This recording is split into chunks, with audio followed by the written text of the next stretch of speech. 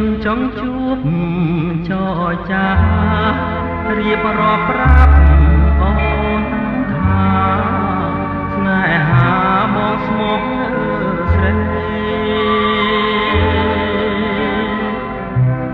សូមមេត្តាត្រាប្រណី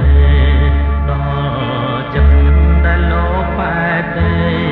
លើពិសេសជាច្រើនខែឆ្នាំ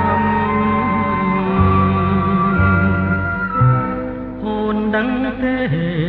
ពេលវាយយប់ថ្ងៃបងគេព្រួយ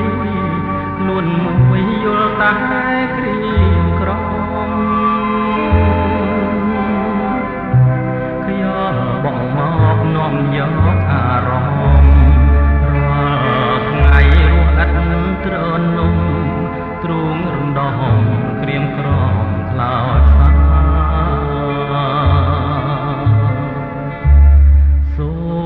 ឆ្លើយប្រាប់ផងឆ្លើយមកនួនល្អហើយបងអស់ក្តីសង្ការគុំមកឲ្យបងទុំខាសូមអូនឆ្លើយប្រាប់ថាស្នេហាមួយម៉ាត់មកហើយជាគ្រាបាញ់ចប់សូមអូនឆ្លើយប្រញាប់ប្រាប់មកពីស្រីស្ម័គ្រមិនស្ម័គ្រក៏សូមស្រដីគុំឲ្យបងព្រួយរីងរេដោយសារស្រីមិនទាន់ឆ្លើយបង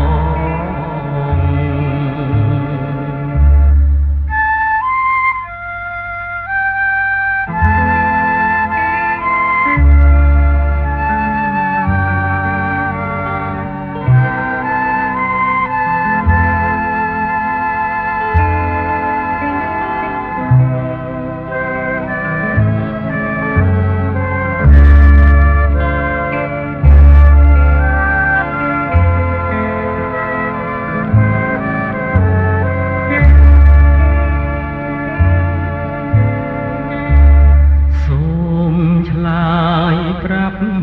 ផងឆ្លើយមកនួនល្អ